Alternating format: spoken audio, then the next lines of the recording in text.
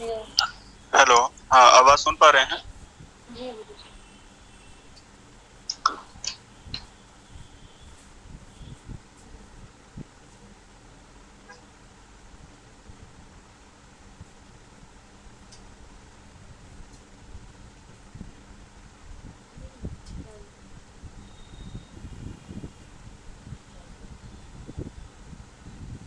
जी, तो अभी पूर्व के विषय में किसी को कोई जिज्ञासा हो बता सकते हैं। फिर हम नया विषय अभी प्रारंभ करने जा रहे हैं।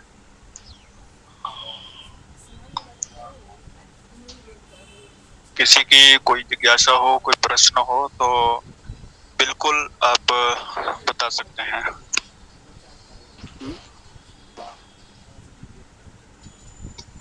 आपका जो विषय है, क्या क्या विषय था? भावों के कारक कारक हो गए। अब विषय है उच्च और नीच और मूल त्रिकोण। ठीक है, उच्च, नीच और मूल त्रिकोण। तो उच्च और नीच, ये शब्द कभी सुने आपने? उच्च नीच ग्रह, उच्च नीच क्या होते हैं? सुना कभी उच्च नीच के बारे में? ये आवाज पहुंच रही है ना अब तक? उच्च राशि में स्थित हो तो उच्च कहते हैं, नीच राशि में स्थित हो तो नीच कहते हैं। तो ये उच्च क्यों होती है, नीच क्यों होती है, ये स्पष्ट है क्या? में तो ठीक है, वो तो बता दिया कि वो उच्च में होगा तो उच्च होगा, नीच में होगा तो नीच होगा। तो ग्रह उच्च में उच्च में यानी उसके लग्न कुंडली में जो ग्रह जिस राशि में है उस वो नवांश कुंडली में भी जो रहता है जो ही राशि में, तो उसको उच्च राशि उच्च ग्रह बोलते हैं उसको। नहीं, ऐसा नहीं है, ऐसा नहीं है। यदि आपका कोई ग्रह लग्न कुंडली में है और नवांश में भी उसी राशि में है जिसमें वो लग्न कुंडली की राशि में है, तो वो उच्च नहीं होगा। ठीक है। उच्च क्या है? उच्च एक ग्रह की स्थिति है। रिकॉर्डिंग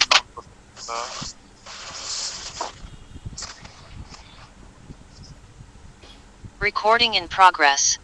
ग्रहों के जब उच्च और नीच की बात आती है तो ग्रह का जो उच्च नीच है वो ग्रह की स्थिति है? और ग्रह की स्थिति कहाँ होती है? ग्रह वास्तव में आपकी कुंडली में है क्या, कि कहीं और है? कुंडली में और ब्रह्मांड आपके कुंडली में ग्रह कब आप उसको देखते हैं? पहले ग्रह आपकी कुंडली में रहते हैं, कहीं और रहते हैं? आकाश मंडल में। आकाश मंडल में रहते हैं। आप तो कुंडली उसकी आकाश मंडल में देखिए कि आकाश मंडल में जैसे आप दिल्ली से किसी ग्रह को देख रहे हैं तो सभी दिल्ली वासियों के लिए, अथवा जो जितने अक्षांश में होगा, वो जितने उन्नतांश पे ग्रह आपको दिखाई दे रहा है, मतलब अंशों के डिग्री के आधार पे, तो वो तो सभी उस क्षेत्र वालों के लिए सभी एक जैसा दिखेगा जी। है? तो फिर कुंडली क्यों अलग? कुंडली में कैसे अलग हो गया? या फिर कुंडली में सबके लिए उच्च नीच वो कैसे अलग हो जाते हैं? सभी के लिए सूर्य उच्च का क्यों नहीं हो जाता? सभी के लिए मंगल नीच का क्यों नहीं हो जाता है? और यदि ऐसा नहीं है तो ये वास्तव में उच्च और नीच की स्थिति क्या है? अंश के आधार पर रहती क्या सर? हाँ, राशि और अंश के आधार पर रही हैं। राशि अंश तो हम उसको ज्ञान करेंगे कि मतलब वो अपनी कक्षा में ग्रह चल रहा है और अपनी कक्षा में चलता हुआ ग्रह कितने कौन से नक्षत्र में है अथवा कौन सी राशि में है, कितने डिग्री पे है, वो तो अलग विषय है। लेकिन उच्च और नीच को हम जब समझें तो ये एक खगोलीय जो स्थिति है ग्रह की, वो है। ठीक है। अब उससे आप कुछ चीजें हैं अभी और इसमें चर्चा करेंगे उच्च नीच के बारे में, लेकिन वास्तव में जो खगोलीय स्थिति है वो क्या है, पहले इसको थोड़ा समझते हैं। आपने सौर मंडल का चित्र देखा होगा है? कितने तरह के सौर मंडल की बात आती है? कितने प्रकार के सौर मंडल आपने देखे हैं आज तक? साइंस वालों ने तो एक ही देखा होगा, है ना, सूर्य केंद्रिक। हाँ, और प्राय सभी ने सूर्य केंद्रिक ही देखा होगा। लेकिन भारतीय ज्योतिष में आप पृथ्वी केंद्रित सौर मंडल को भी देखते हैं, ठीक है ना। किसको देखते हैं? पृथ्वी केंद्रित। क्यों देखते हैं पृथ्वी को केंद्रित सौर मंडल हम क्यों देखते हैं, बता सकते हैं कोई? हम अपना प्रथम विचार करते इसलिए, पृथ्वी पर रहते इसलिए। पृथ्वी को हम सूर्य की जगह क्यों रख रहे हैं, मतलब हम सूर्य को चला रहे हैं और जो सूर्य केंद्रित है वो पृथ्वी को चला रही है, तो ये भेद क्यों? इसमें क्या दृष्टि हो सकती है आचार्यों की? क्या आचार्य गलत है? हाँ, क्या तर्क हो सकता? क्योंकि हम पृथ्वी पर रहते हैं। यस, हम जिस ग्रह के ऊपर हैं हम उसी के सापेक्ष गणना करते हैं, ठीक है ना। मतलब हम जिस गाड़ी में बैठे हैं ना, हम उसी की स्पीड नोट करेंगे। बगल में जो गाड़ी चल रही है उसकी स्पीड से हमें कोई लेना देना नहीं है। हाँ, इतना जरूर है कि वो हमारी स्पीड से कम है ज्यादा है इतना हम देख सकते हैं, लेकिन हमारी स्पीड जो है हमारी गाड़ी के अकॉर्डिंग मापी जाएगी, ठीक है। मतलब हमारी जो गणना है, हम जिस ग्रह के ऊपर हैं अथवा जिस स्थान के ऊपर हैं उसी स्थान सापेक्ष। इसीलिए ज्योतिष शास्त्र में देश, काल, परिस्थिति, ये तीन चीजें बहुत ही महत्वपूर्ण है, ठीक है। कभी भी आप फलित को देखेंगे, ये आप फलित के नियम में आप ये चीज जरूर आप सुनेंगे कि उसमें देश, काल, परिस्थिति को ध्यान में रखना पड़ता है।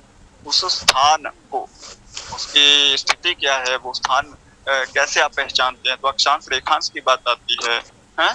तो फिर अक्षांश के स्थान के बाद आपकी देश, वो जो फलित आप करने जा रहे हैं उस देश का, उस स्थान की मतलब किस तरह की परंपरा है, ये बहुत सारी चीजें, हाँ?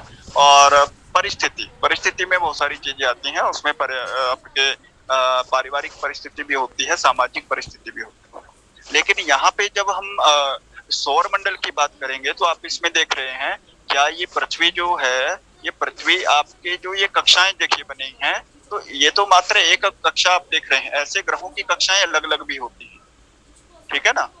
सभी ग्रहों की कक्षाएं क्या होती हैं, अलग होती हैं, और सभी ग्रह जो है आपके छल्लों की तरह आपको दिखाई देते हैं। मतलब उनकी कक्षाओं की जो आप देखें, उनके ऑर्बिट आप देखोगे तो आपको छल्लों की भांति वो ऊपर नीचे भी दिखाई देंगे। देखा है कभी आपने? उस 3D मॉडल में जब आप देखोगे उसको, तो वो आपको ऊपर नीचे भी आपको दिखाई देंगे। मतलब उनमें दो कक्षाओं में अंतर भी, इस तरह से भी कोई कक्षा हो सकती है, इस तरह से आकर के, हाँ, इस तरह से भी कोई कक्षा हो सकती है ग्रह की, ये भी एक कक्षा है। तो यहाँ पे आप क्या देख रहे हैं, देखिए ये क्या, ये पृथ्वी जो है, ये जो पृथ्वी है, क्या इसके सेंटर में है अथवा कहीं साइड में है? थोड़ा साइड में। हाँ, थोड़ा आपको साइड में दिख रही है ना, क्योंकि जहाँ पे लिखा है मुझे लग रहा है वो उसका सेंटर है, और यहाँ पे जो वास्तविक उसकी स्थिति है वो उसका सेंटर नहीं है। तो इससे इसमें क्या हो रहा है, मतलब आपको ये पता होना चाहिए कि हमारे जो ग्रहों की कक्षाएं हैं वो अंडाकार हैं इस तरह से, हाँ? और पृथ्वी जो है वो हमारे जो सौर मंडल के केंद्र में नहीं है, ठीक है। और हमारा सौर मंडल भी निहारिका के केंद्र में अथवा ब्रह्मांड के केंद्र में नहीं है, वो भी एक साइड में है, वो भी एक छोर में है, हाँ? कुछ कभी पढ़ा है आपने इनके बारे में? विज्ञान के तो बहुत सारे लोग इसमें जुड़े हैं, फिजिक्स वाले तो बहुत सारे हैं इसमें ना। चलिए, तो बोल रहा है कि यहाँ पे आप दो चीजें देख रहे हैं, देखिए ये पृथ्वी है और यहाँ पे एक पॉइंट ये है आपका, ठीक है, दिख रहा है आपको, कर्सर दिख रहा है आपको कहाँ पे है? हाँ, एक पॉइंट ये है और एक पॉइंट आप देख रहे हैं कि ये है बिल्कुल उसके सामने है। अब ये जो एक कक्षा आप देख रहे हैं तो ये किसी भी ग्रह की हो सकती है, मतलब सूर्य, चंद्र, मंगल, बुध, गुरु, शुक्र, शनि, है ना। अन्य ग्रहों का भी कुछ ऐसा ही होगा, उनकी भी कुछ इस तरह से कक्षाएं बनेंगी और उनका भी ये दो बिंदु आपको मिलेंगे। मतलब क्या? मतलब ये कि आपकी पृथ्वी के पास में जो बिंदु है, और एक बिंदु क्या है, एक बिंदु आपके पृथ्वी के बिल्कुल दूर है, और इसी को आप ज्योतिष शास्त्र में जब थोड़ा सूर्य सिद्धांत जैसे सिद्धांत के ग्रंथों को पढ़ेंगे तो उसमें शीघ्र केंद्र मंद केंद्र की बात आती है? ग्रहों का शीघ्र गति मंद गति के आधार पे शीघ्र केंद्र मंद केंद्र को आप साधन करते हैं और उसमें एक ऐसा बिंदु डिफाइन करते हैं जो पृथ्वी से बहुत दूर है और एक बिंदु आपका पृथ्वी से बिल्कुल पास में है। तो जो बिंदु बिल्कुल आप देख रहे हैं कि जो बिंदु दूर होगा उसको कहते हैं उच्च बिंदु। क्या कहते हैं? उच्च बिंदु। और जो पृथ्वी के पास होगा वो होगा आपका नीच बिंदु। अब देखिए यदि ये ग्रह की कक्षा है, यदि ये ग्रह की कक्षा है तो ये बिंदु जो है किसी ना किसी राशि के सामने होगा। क्यों? क्योंकि राशि चक्र कहाँ है आपका? ग्रहों की कक्षाओं के बाहर, मतलब बहुत बाहर, है ना, बहुत बाहर में। इसको थोड़ा एक बार बना के दिखाता हूँ मैं आपको।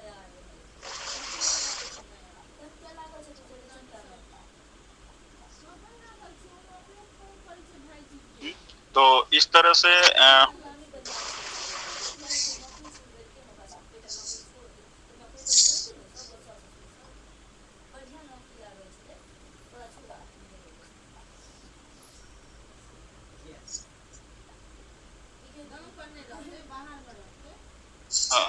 तो ये जो आप गोल सर्कल देख रहे हैं अब, है तो इसको आप राशि चक्र मान लीजिए। मतलब ग्रह जो है वो कहीं भी घूमता हुआ जाएगा तो किसी न किसी राशि के सामने से ही जाएगा, हाँ, है ना। तो जैसे मान लीजिए ये सूर्य की कक्षा है, यहाँ पे जो कर्सर घूम रहा है ये सूर्य की कक्षा है या इसको क्रांति वृत्त भी बोल सकते हैं, है ना। तो अब ये जो उच्च बिंदु है ना, अब सूर्य बताइए कौन सी राशि में उच्च होता है? मेष में होता है। तो मान लीजिए कि यदि ये उच्च बिंदु आपको उस कक्षा का मेष राशि के सामने प्राप्त हुआ, इसलिए सूर्य कहाँ पे उच्च हो गए? मेष राशि में। अब ठीक उसके 180 डिग्री पे जैसे आप आओगे तो यहाँ पे क्या होगा? उसका नीच बिंदु होगा। तो ठीक उससे 6 राशि के अंतर, हाँ 6 राशि का अंतर।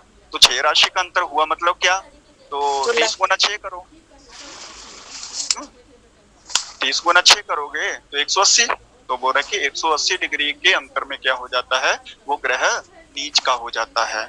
ठीक है। अब ये होता है उच्च नीच। ये है वास्तव में जो खगोल में उच्च नीच होता है, जिसको हम वास्तव में उच्च और नीच कहते हैं। अब इसके आपने तो ये भी सुना होगा कि उच्च में बहुत अच्छा फल हो जाता है और नीच में बहुत बुरा फल हो जाता है। ये भी सुना है किसी ने? क्या ये सत्य है? नहीं। क्या आप इसको सत्य मानते हैं? क्यों नहीं? हाँ तो कैसे और नहीं तो क्यों नहीं? कोई बता सकता है? बेस्ट फल देता है उच्च वाला। जी सुना कि जब उच्च राशि में सूर्य मतलब जो भी ग्रह होता है वो अच्छा फल देता है।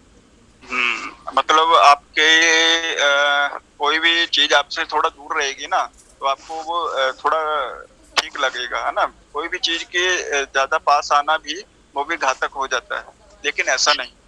ये थोड़ा ग्रहों के बारे में धारणा उच्च और नीच के बारे में थोड़ा सा अलग है, तो इसको अभी हमें स्पष्ट करना है?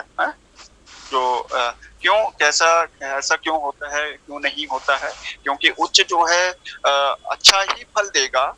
अभी तक आपने देखिए भावों को पढ़ लिया है, अब बुरे भाव का स्वामी मान लो उच्च का हो गया है। किसी दुराचारी को, किसी अनीति करने वाले को आप कहीं का शासन दे दो तो वो क्या करेगा? अच्छा करेगा क्या? नहीं। यहाँ पे उच्च और नीच से अर्थ है बल से, ठीक है ना, पावर से। अच्छे और बुरे से नहीं है।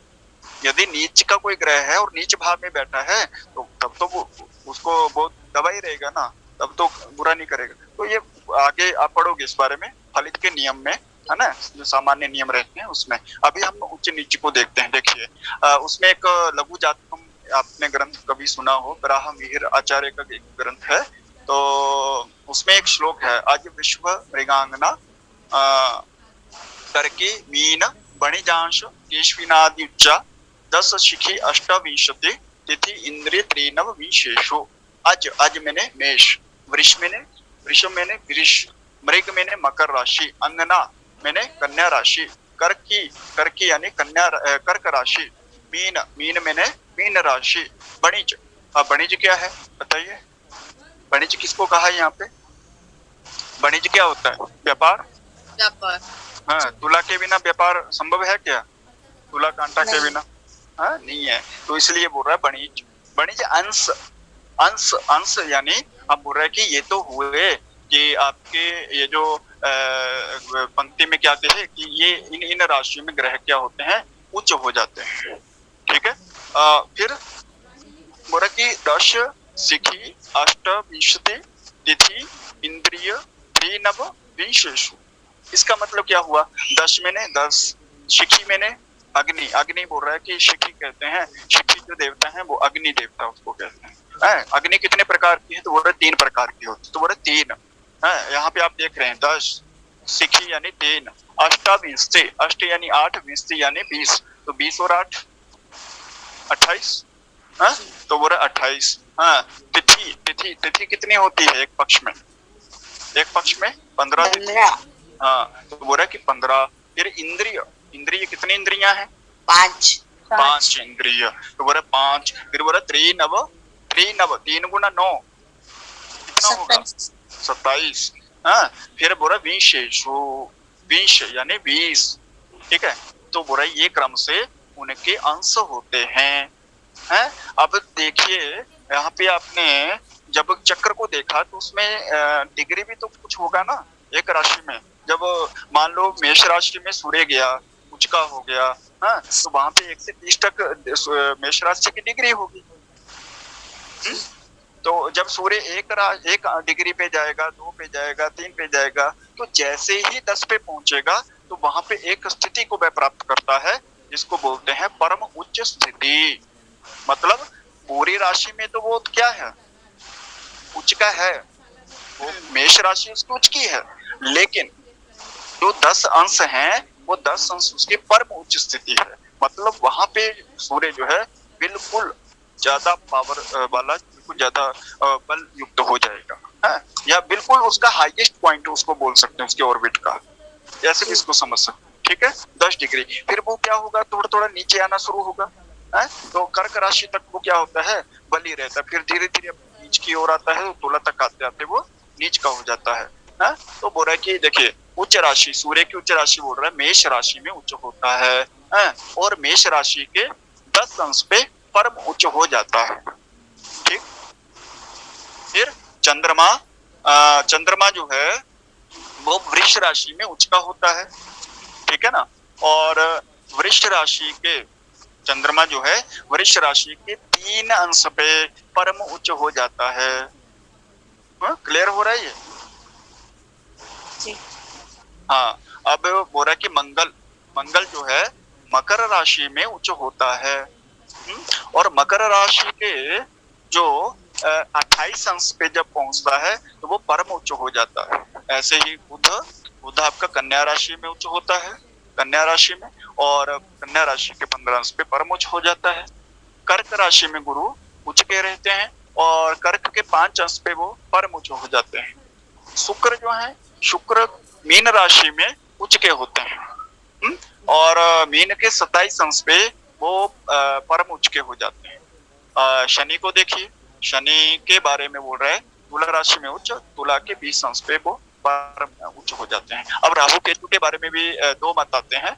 राहु को वृष राशि में भी उच्च का माना जाता है पाराशर के अनुसार, और मिथुन में भी, और उससे ठीक सप्तम राशि में केतु रहते हैं तो उसको उसकी 7वीं राशि में केतु उच्च के हो जाते हैं। ठीक है, तो ये राहु केतु का वैशिष्ट्य है कि जहाँ पे राहु उच्च होगा वहाँ केतु नीच हो जाएगा, जहाँ केतु उच्च होगा वहाँ पे राहु नीच हो जाएगा। ठीक, अब इसमें एक दूसरा लाइन आप देखिए, इसमें लिखा क्या है?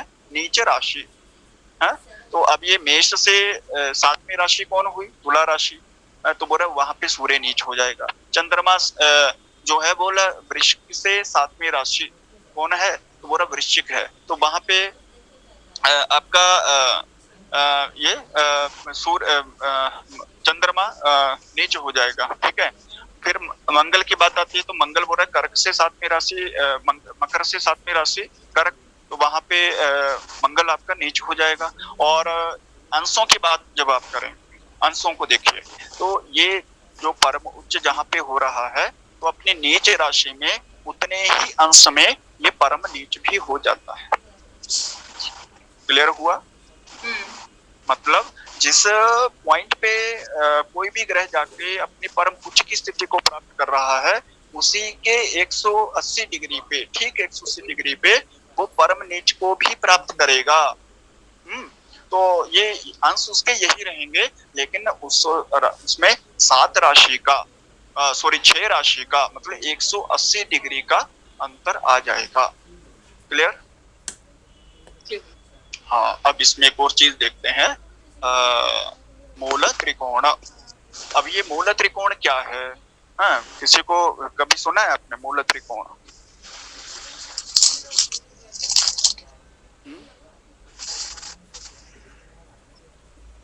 देखिए, मूल त्रिकोण मतलब जैसे सूर्य को बोला कि ये अपने सिंह राशि में जब जाते हैं तो 0 से 20 डिग्री के बीच में ये मूल त्रिकोण बनाते हैं। मतलब मूल त्रिकोण की ये राशि है। मतलब जब आप बोलेंगे ना कि सूर्य की मूल त्रिकोण क्या है, हाँ, मूल त्रिकोण राशि क्या है, मतलब मूल राशि क्या है, मूल स्थान क्या है उसका। अभी आपने देखा कि बहुत सारे ग्रहों की दो दो राशि है, बुध की 2 राशि है, मंगल की 2 राशि है, गुरु की 2 राशि है ना, ऐसा ही है। तो बोल रहे कि लेकिन उसका एक निश्चित 2 घर हैं आपके, कोई एक निश्चित स्थान तो होना चाहिए आपका, निश्चित होना चाहिए। अब कई बार क्या होता है, देखिए जैसे यहाँ पे कहा कि सूर्य जो है सिंह राशि में मूल त्रिकोण होगा, हाँ, लेकिन कहाँ तक होगा, बोल रहा है कि 0 से 20 डिग्री के बीच में ही मूल त्रिकोण होगा, और जब 21वें डिग्री में प्रवेश करेगा तो स्वराशि, हाँ, ये शब्द मतलब अपनी राशि में होगा, है। अब स्वराशि में तो रहेगा ही, सिंह उसकी स्वराशि है, लेकिन अपनी राशि में भी 20 डिग्री तक वह क्या होगा, मूल त्रिकोण कहा जाएगा, मूल त्रिकोण राशि में ग्रह जो है कहा जाएगा। ठीक है। चंद्रमा के लिए बोल रहा है कि वृष राशि में ये क्या होते हैं, मूल त्रिकोण को प्राप्त करते हैं। और दूसरा उसके बाद मंगल बोल रहा है मेष राशि में 1 से 12 डिग्री के बीच में ये मूल त्रिकोण होते हैं। बुध जो है वो कन्या राशि में मूल त्रिकोण होते हैं, मतलब इसकी भी 2 राशियां हैं बुध की भी, लेकिन वहां पे हो रहा है कि एक ही राशि उसका मूल है, एक ही राशि उसका मूल स्थान है, तो वो कन्या को कहा। और गुरु जो है बोल रहा है कि धनु राशि उसका मूल त्रिकोण है। शुक्र का तुला राशि मूल त्रिकोण है 1 से 15 तक, और 1 से 15 के बाद में वो स्वराशि कहा जाएगा। शनि जो है कुंभ राशि में मूल त्रिकोण है। मतलब कोई भी ग्रह जिसके 2 स्थान है, वो सबसे ज्यादा जो मतलब एक दृष्टि जो रखता है, सबसे ज्यादा जो उसका जो प्रिय स्थान है, वो उसमें एक चयन किया गया है यहाँ पे, और उसको मूल त्रिकोण कहा गया है। ठीक है, क्लियर? तो ये है आपके ग्रहों के उच्च, नीच और मूल त्रिकोण। हाँ, क्लियर है यहाँ तक? कोई प्रश्न किसी का?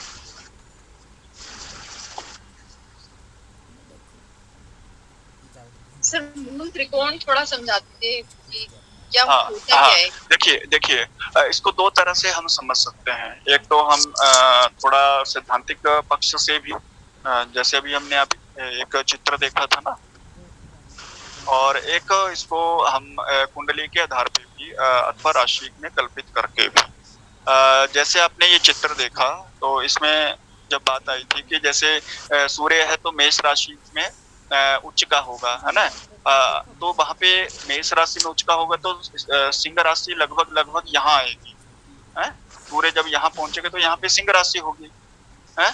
यहाँ से मान लीजिए यहाँ तक 30 डिग्री यदि हो रहा है, तो ये एक भाग जो होगा वो सिंह राशि का, तो सूर्य यहाँ पहुंचेगा तो मतलब यहाँ पे सिंह राशि होगी मान लीजिए, क्योंकि ये कक्षा जो है राशि की उसकी नक्षत्रों की कक्षा है, तो पूरा की सूर्य की स्थिति ऐसे बनेगी तो वो यहाँ पे चलेगा 30 डिग्री सिंह राशि में, लेकिन सिंह राशि में भी 21 से 30 तक जब पहुंचेगा तो वो उसकी मूल त्रिकोण राशि हो जाएगी। नहीं तो यदि 21 से पहले है तो उसकी स्व राशि वो कही जाएगी, कि हम ये कहेंगे कि सूर्य अपनी राशि में है, तब हम ये नहीं कहेंगे कि सूर्य अपने मूल त्रिकोण में है। मतलब उसी राशि में एक ऐसा खंड होगा जिसमें वो मूल रूप से वहां पे जब जाएगा जिस पॉइंट पे, तो उसको त्रिकोण की स्थिति को बनाएगा, मूल त्रिकोण उसको कहा गया है, और उसमें विशेष फल को वो देगा। ठीक है, मतलब वो एग्जैक्ट। हाँ उसमें अच्छा फल देता है। हाँ, आपका मैं प्रश्न नहीं सुन पा रहा। नहीं, मैं ये कह रही हूँ कि मूल त्रिकोण में ग्रह अच्छा फल देता है। हाँ, क्योंकि वो अपनी ही राशि में रहेगा ना, अपने ही राशि में रहेगा, ग्रह जो है अपने ही एक राशि में वहां पे रहेगा, इसलिए वो उसको मूल त्रिकोण मतलब मूल विषय को वो नहीं छोड़ेगा वहां पे। हाँ, ये अपना विषय का फल वो वहां पे जरूर देगा, अवश्य देगा। ये इसका मतलब उसका मतलब एक पोजीशन ही उसको बोल सकते हैं ग्रह के खगोल में, कि वो अपने पोजीशन के आधार पे वहां पे फल का निर्धारण करेगा। ठीक है ना। Yes. तो यहाँ पे उच्च नीच और मूल त्रिकोण इतना स्पष्ट है, तो हम आगे चलते हैं फिर। यहाँ तक क्लियर है सभी को?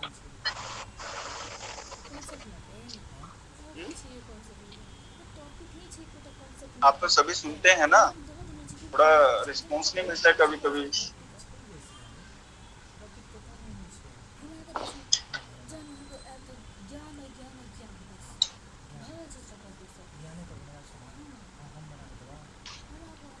उनका अभी फलादेश में ही उपयोग होगा।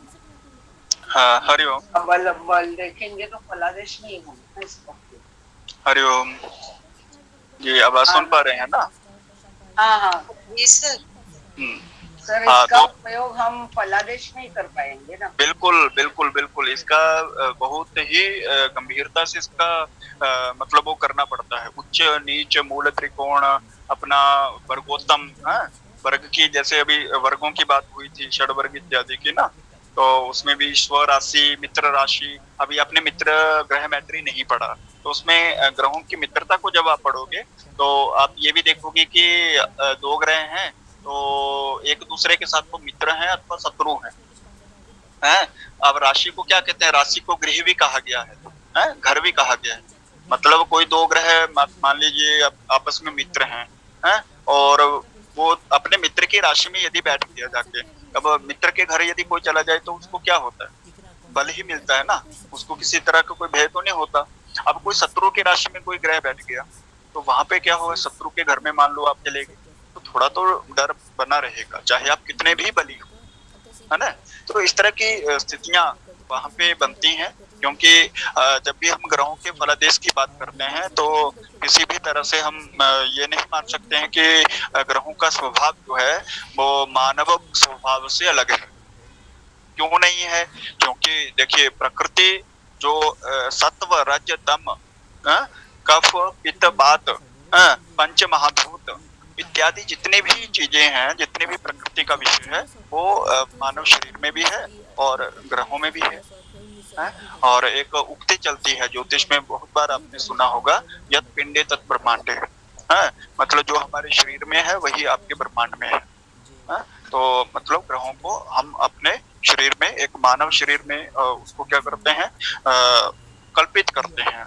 और किस तरह से कल्पित करते हैं वो आप जब ज्योतिष के क्षेत्र में जाते हैं अथवा दर्शन के क्षेत्र में जाते हैं, योग के क्षेत्र में जाते हैं, तो वहां पे ये आपको स्पष्ट हो जाता है, और भी अच्छी तरह से स्पष्ट हो जाता है। ठीक है, तो यहाँ पे विषय को रोक रहे हैं, आपका उच्च नीच और मूल त्रिकोण। यदि कोई प्रश्न है तो आप एक मिनट में कर सकते हैं, फिर हम एक उदाहरण की बात हुई थी नववांश की, तो उसको हम करेंगे।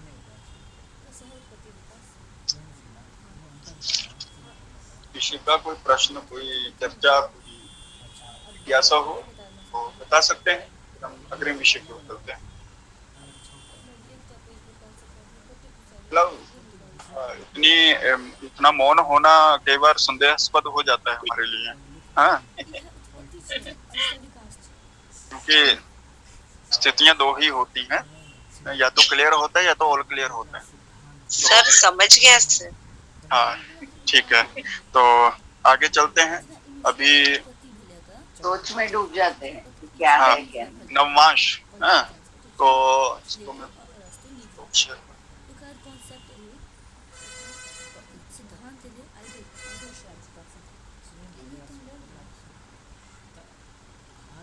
नवांश की जैसे बात हुई थी कि नवांश कुंडली में हम नवांश जो चक्र आपने बनाए तो उसमें जैसे 9 खंड किए आपने, हाँ, और 9 खंड को आप उसका प्रयोजन क्या है, मतलब किस तरह से आपको वो कुंडली बनानी है।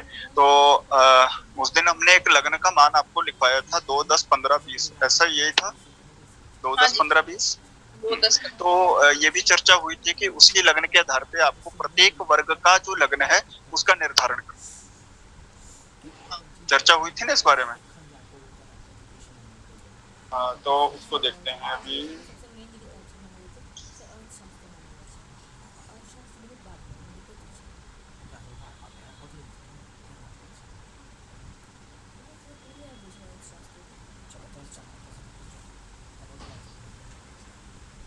देख पा रहे हैं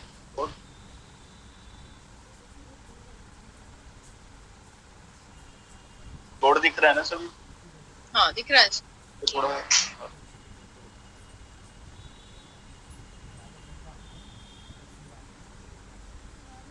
तो लग्न सबसे पहले नमाज का नियम तो आप पढ़ लिए होंगे ना। उसका एक नियम है अज मकर तुला कर्क, है ना। यानी आज की जगह इसको मेष करिए ना, मेष आज का मतलब भी मेष ही राशि होता है, मेष मकर तुला कर्क, है। ये उसका एक नियम है। मेषा नवांश का नाम अज मकर तुला कुली राध्या, इस तरह से लघु जातकम में एक पंक्ति आती है, ठीक है। तो यहाँ पे बोला कि मेष मकर तुला कर्क ये उसको साधन करने की विधि है। लेकिन जब आपके पास एक लग्न है, तो लग्न क्या था आपका 2, 10, 15, 20, 2 राशि 10 अंश 15 कला और 20 विकला, ठीक। तो ये क्या है, ये है आपका लग्न। अब इसी लग्न से कौन सा लग्न है ये? मिथुन लग्न। मिथुन तो है ही, लेकिन कौन सा लग्न है? अब लग्न तो आपके अब और बहुत सारे बन रहे हैं ना, होरा लग्न है, त्रिशान लग्न है, आपका त्रिशांश लग्न है। तो ये कौन सा है? अभी आपके सामने कौन सा है? जन्म लग्न है। और जन्म लग्न को आधार बना करके हम क्या करेंगे, नवांश लग्न का साधन करेंगे। अब आपने एक चीज पढ़ी होगी कल कि नवांश के कितने खंड होते हैं?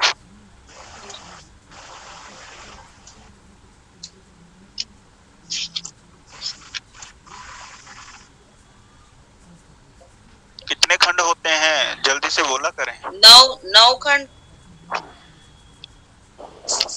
9 खंड होते हैं। एक खंड का मान कितना होता है?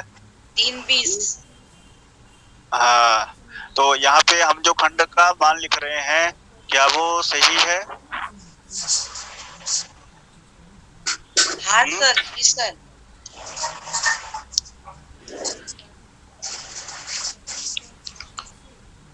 ये आपको देखना है सही लिख रहा हूँ या नहीं लिख रहा हूँ, ठीक है ना।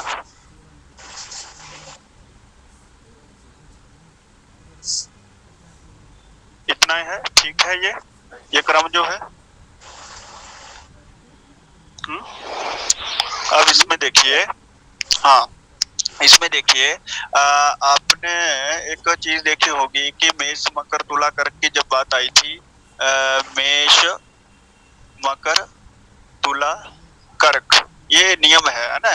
नियम मतलब ये वहां पे पठित है, पाठ में आपके दिया है कि इससे आपको गणना करनी है।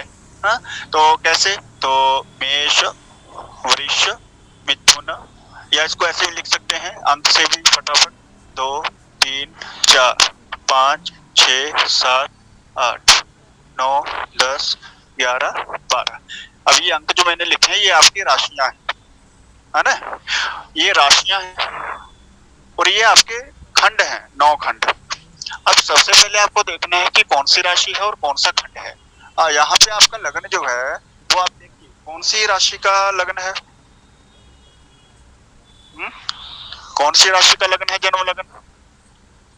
मिथुन राशि। मिथुन। मिथुन की गणना कहाँ से होगी? देखिए मिथुन का क्रमांक क्या है? मिथुन की गणना मेष से होगी सर। तुला तुला से होगी सर, तुला। ये देखिए ना, ये ऐसे देखिए इसको, थुन की तुला से होगी। 1 5 9 की गणना मेष से, 2 6 10 की गणना मकर से, 3 7 11 की गणना तुला से, 4 8 12 की गणना कर्क से। क्लियर? अब बताइए मिथुन राशि की गणना कहाँ से होगी? नवांश तुला तुला से होगी। तुला अब से होगी। यहाँ क्या शब्द बोल रहे हैं? गणना होगी। क्या बोल रहे हैं? गणना होगी, लेकिन कितनी होगी? है? तुला से तो गणना होगी, तुला से गणना होगी कितनी? तो बोल रहा है कि जितने अंश होंगे, ये वाले अंश आपको जहां तक प्राप्त हो जाएंगे, हैं? तो कितने? तो बोल रहे पहले में मिल रहे हैं क्या? नहीं मिल रहे। दूसरे में नहीं मिल रहे। तीसरे में? तीसरे में है क्या? तीसरे में है? तीसरे में है सर। प्रेम में है सर। तीसरे में है। कितने लोग ऐसे हैं जो तीसरे में बता रहे हैं? नहीं सर, 10 15 कला हो गए। हाँ, वो तो 14 में आ 15 जाएगी। कले हो गए, 15 तो कला हुए, तो चौथे कौन से में में आ चला गया? चौथे में चला गया। अब देखो गणना कहाँ से है? राशि थी मिथुन, गणना हुई तुला से, और कितनी गणना? तो वो रहे कि चौथे खंड में गया तो 4 तक गणना। तो तुला से 4 गिनो जरा, कितना हुआ?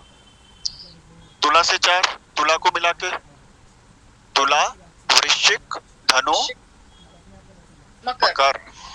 ठीक है, तो आपका लग्न क्या आया नवांश कुंडली में? क्या लिखोगे आप? मकर। मकर लिखोगे। फिर 11 12 1 2 3 4 5 6 7 8 और 9। तो इस तरह से आपने क्या किया? लग्न से आपने क्या किया? नवांश लग्न, नवांश कुंडली का लग्न साधन किया। ठीक है, नवांश लग्न है। अब ऐसे ग्रहों के साथ भी आप कर सकते हैं। ग्रहों का भी इस तरह से मान होगा ना, राशि में होगा, अंश में होगा, कला में होगा, विकला में होगा, कर सकते हैं इस तरह से। ठीक है जी सर, कर सकते। हाँ, तो इस तरह से आप नवांश कुंडली में फिर ग्रहों को स्थापित कर सकते हैं, फिर उसका फल देख सकते हैं। अब एक और चीज आई थी कि नवांश बैतरी है। अब ये बैतरी में आप पढ़ोगे, वैसे इसको अभी ज्यादा चर्चा नहीं करूंगा, लेकिन जहां आपका चंद्रमा चला जाएगा किसी भी राशि में, तो वो आपका क्या हो जाएगा? नवांश स्वामी। क्या हो जाएगा? नवांश स्वामी, नवांश शेष। क्लियर?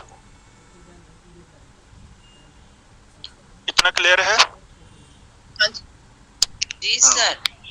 ठीक है, तो ये आपका नवांश, नवांश साधन आप देख चुके। नवांश मतलब अथवा लग्न से आप किस तरह से नवांश कुंडली बनाएंगे, और नवांश कुंडली में भी ग्रहों का स्थापन किस तरह से। ठीक है, तो ये क्रम रहता है। और मेष मकर तुला कर्क की एक विधि है उसको लिखने की, उसको याद कर सकते हैं आप। उंगली पे भी इसको कर सकते हैं, जैसे मेष मकर तुला कर्क, ये 4 राशियां रहेंगी, और मेष वृष कर्क, 3 कन्या तुला वृश्चिक धनु मकर। इस तरह से भी आप इसको मेष सिंह धनु इस तरह से है, उसकी गणना मेष से, तो फिर बाकी की गणना मकर से, तीसरे वाले की गणना तीसरे से, तो फिर से 4 8 12 की गणना कर्क से। तो मतलब किसी भी विधि को देखने के लिए आप ट्रिक बना सकते हैं, बशर्ते आपको वो विषय थोड़ा क्लियर होना चाहिए। पहले विषय क्लियर होगा तभी आप उसके विषय में थोड़ा शॉर्टकट जाने का प्रयास कर सकते हैं। ऐसे आप जाएंगे तो कहीं ना कहीं भूलने का डर रहेगा, है ना, विषय को जाने बिना। तो वैसे प्रयास नहीं करना है, पहले विषय को जान लीजिए और फिर जैसे मर्जी आप उसको प्रयोग कर सकते हैं। गणित तो आपके ऊपर निर्भर करता है ना, गणित में कैसे किस तरह से आप ट्रिक्स का प्रयोग कर सकते हैं। तो ठीक है, ये आपका गणितीय भाग नवांश साधन और नवांश, ये नवांश की बात नहीं है, आपने द्वादशांश और त्रिंशांश भी पढ़ा होगा, उसमें भी आप इस तरह की कुंडली बना सकते हैं उसी के क्रम से। मतलब जो नियम जहां लग रहा है वो वहीं पे आपको घटित करना है। त्रिंशांश का नियम त्रिंशांश में, इसी मान में आप त्रिंशांश का नियम लगा सकते हैं, इसी मान में आप द्वादशांश का नियम लगा सकते हैं। ये आपके लिए गृह कार्य है कि आपको इसी लग्न का त्रिंशांश और उसका द्वादशांश लग्न आपको बताना है निकाल के, ठीक है। ये आपके लिए गृह कार्य है छोटा सा। वैसे तो 2 कक्षाओं में अथवा जो भी आपकी कक्षाएं वो सब आपके लिए गृह कार्य ही है, लेकिन ये अलग से आपको करना है, ठीक है। क्लियर? क्या करना है सर गृह कार्य? हाँ जी, क्या गृह कार्य करना है बोलो?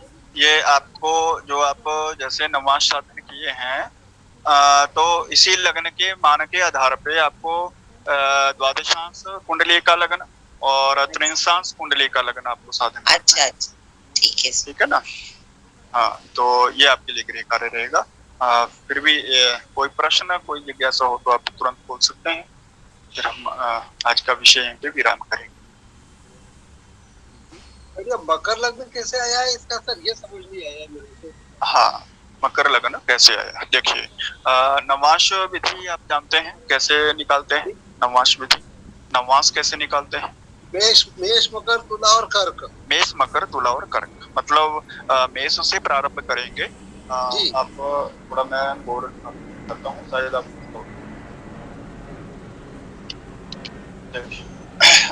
मेष मकर तुला कर्क, ये नहीं है। मेष मकर तुला कर्क, ये जो मैंने 1 से 12 तक गिनती लिखी है, इसको आप राशि समझे, है ना। मतलब मेष राशि, वृष मिथुन कर्क तुला वृश्चिक, यहाँ तक क्लियर? Clear sir. यस। अब बोल रहा है कि आपका जो लग्न है, इस लग्न के मान के आधार पे आपको किसी भी वर्ग की कुंडली बनानी है। मतलब नवांश की बात कर रहे हैं तो हमें क्या करना है? नवांश बनाना है। अब इसमें कौन सा नियम लगेगा? तो ये वाला नियम लगेगा। हाँ, क्यों? ये नवांश का नियम है, नवांश। हाँ। अब इसमें देखिए, सबसे पहले बोला कि राशि की गणना होगी, तो सबसे पहले हमें क्या डिफाइन करना पड़ेगा? राशि। राशि में क्या ढूंढना पड़ेगा? राशि। तो यहाँ पे राशि क्या है? कौन सी राशि? मिथुन राशि। मिथुन है। अब हमें मिथुन राशि का पता चल गया कि यहाँ पे मिथुन राशि। अब हमें इसमें ढूंढना है, वही मिथुन राशि है कहाँ पे? तो देखिए कहाँ पे है? तुला में है सर। हाँ, तुला में है। तो मतलब इसके बोलने का मतलब क्या है कि तुला से इसकी गणना करनी है, ठीक है ना। मिथुन राशि की गणना किससे करनी है? तुला से करनी है। अब ये तो पता चल गया कि तुला से करनी है, लेकिन कितनी करनी है? आपको तो बोल दिया ना कि आपको सुबह आपको चलना है, लेकिन कितना चलना है? हाँ, ये नहीं बताया। तो बोल रहा है कि अब कितना चलना है, तो राशि तो माने होगे आप, कि आपको चलना है, राशि को चलना है, लेकिन कितना? तो बोल रहा है कि ये जो अंश है ना, इसको आपको पहले ढूंढना है कि आपके नवांश में कितना है, मतलब नवांश में कहाँ आपको मिल रहा है। मतलब ये आपके लग्न के अथवा ग्रह के जो अंश होंगे उसको आपको देखना है कि कौन से खंड में प्राप्त हो रहा है। 9 खंड है ना ये। अब देखिए, 10 डिग्री 15, तो 3 डिग्री ये भी इससे ज्यादा है, 6 डिग्री ये भी ज्यादा है, 10 डिग्री 10 डिग्री से ज्यादा है या कम है? ये 10 से ज्यादा है, 10-15 ज्यादा है, मतलब 15 कला है। तो और 13-20 से कम है ना, 13-20 से तो कम। कहाँ मिला आपको? चौथे में मिला। चौथे में है। अब कितना चलना है? तो बोल रहा है कि 4 चलना है। 4 क्या? राशि। 4 राशि चलना है। कहाँ से चलना है? तो बोल रहा है कि ये तो बोला था कि तुला से चलना है। तो तुला से 4 गिनो, कितना हो जाएगा? Clear sir. Clear? Clear sir. हाँ, ठीक है। तो नमाज क्लियर है। इसी तरह से आप किसी भी वर्ग का नियम जब लगाएंगे, उस वर्ग के आधार पे आप उसको निर्धारण कर सकेंगे, है? उसकी कुंडली भी बना पाएंगे, उसमें ग्रहों का स्थापन भी कर पाएंगे। ठीक, तो ये क्रम रहेगा। इसमें 2 चीजें आपको करनी है, द्वादशांश और त्रिंशांश का लगन साधना, लगन निर्धारण आपको करना है। ठीक है, उसी नियम के आधार पे और इसी 2, 10, 15, 20 के मान के आधार पर। ठीक है ना। और कोशिश किया करें कि सभी लोग इस अभ्यास को करें, हैं? क्योंकि क्या होता है कि अभी आप कक्षा में पढ़ रहे हैं, रिकॉर्डिंग भी है, लेकिन जब आप स्वयं से इसको नहीं करेंगे, अनाभ्यास से विषम विद्या वाली बात हो जाती है। अनाभ्यास करने से विद्या जो है वो विष के समान हो जाती है, तो उसको नहीं करना है। आप जो भी पढ़ रहे हैं कम से कम एक उदाहरण तो जरूर करें, ज्यादा नहीं करें तो कम से कम इतना उदाहरण करें कि आपको वो विषय आप 5 दिन बाद, 10 दिन बाद, 15 दिन बाद भी आप उसको करने में सक्षम, तभी आपका इनका करने का थोड़ा सार्थक होगा। नहीं तो परिचय में भी आपको किसी भी तरह का कोई उलझन नहीं होना चाहिए। किसी का परिचय आप पूछते हैं ना, तो आपको परिचय में स्पष्ट होना चाहिए कि परिचय क्या, नाम है, कहाँ से है, क्या है। ये भी ज्योतिष परिचय पाठ्यक्रम में हर चीज आपको स्पष्ट होनी चाहिए, तभी आप आगे के विषयों को जान पाएंगे। ठीक है ना, क्लियर? ठीक सर। तो आज का पाठ हम यही विराम करते हैं और कल फिर मिलते हैं नए विषय के साथ आपके साथ। ठीक है जी धन्यवाद सर। जी, धन्यवाद सभी को, धन्यवाद। शुभ रात्रि। शुभ रात्रि।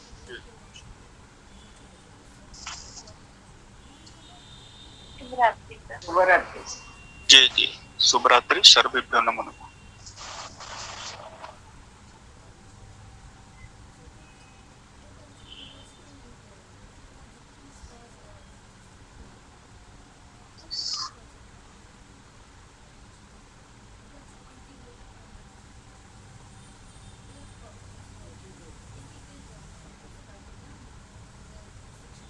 Recording stopped.